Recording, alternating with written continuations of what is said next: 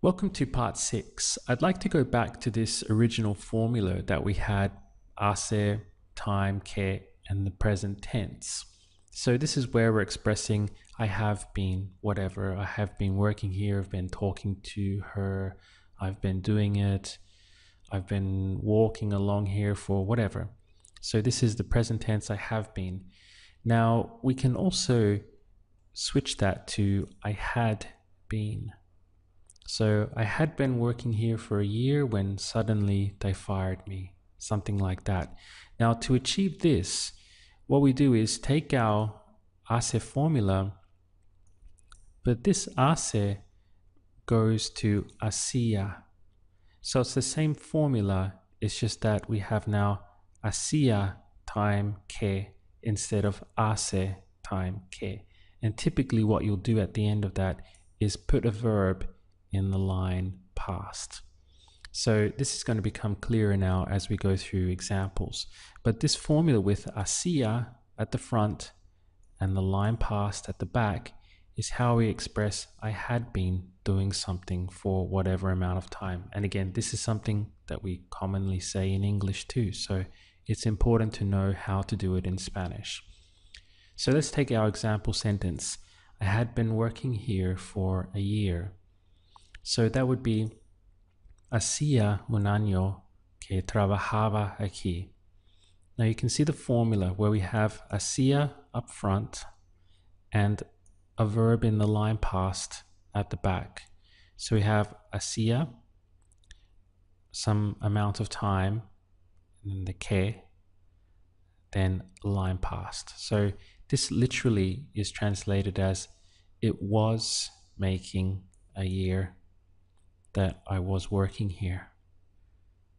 So again, it was making a year that I was working here, and then you would continue the story, right?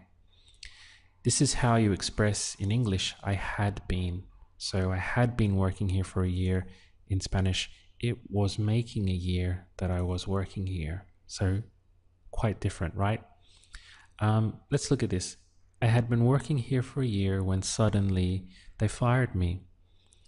Okay, so that would be hacía un año que trabajaba aquí cuando de repente me despidieron.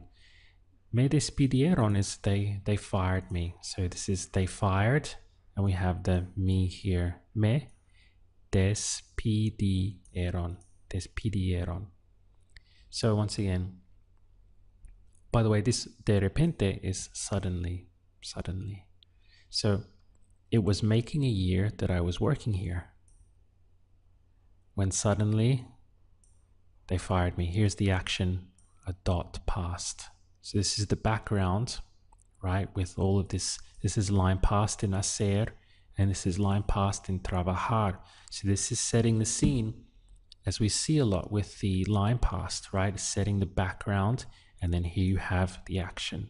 So, hacía un año que trabajaba aquí cuando de repente me despidieron. How would you say this? I had been working here for a week when they fired me.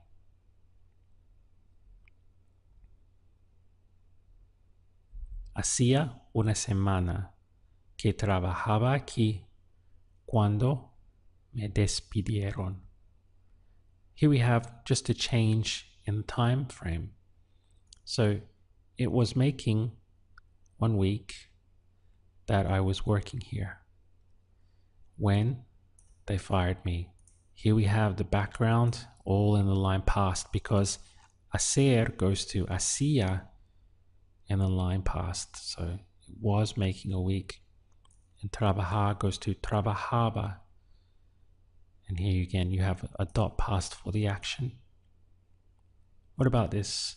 I had been working here for a month when they fired me.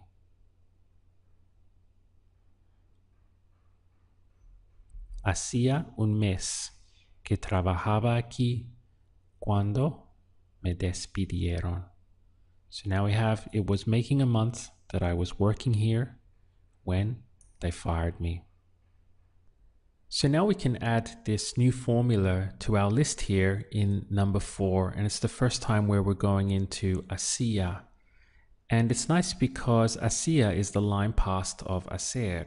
So you have a line past at the front and a line past at the back. So it matches up nicely there. Now running through them, this one, I'll give you an example sentence for each one, right? So number one would be where you're expressing, I have been working here for a year. So this is something in the present tense that's still ongoing. I have been, and it implies that I'm still working here, right? Then number two is kills a lot of birds with one stone. So this one would be, I haven't been working here for a year, or I haven't worked here for a year, or it's been a year since I worked here. You see how complicated it is in English with these time expressions. So all of those are handled with number two. Then this one with the dot is how we get the word ago. So I worked here 5 years ago. And then this one introduces had. So I had been working here for a year when suddenly whatever. So very, very tricky. I realize that, and I certainly don't expect you to be understanding and mastering all of this just because we've run through this module. It's going to take some time to sink in, and as you start to try to use it here and there in sentences which are coming up in the course, you'll find that you gradually get the hang of it. But don't despair if at the moment it seems like very cloudy and muddy and very like fuzzy, all out of focus. It'll get more in focus as we start to incorporate these time expressions into our conversation practice, which is coming up soon in the course.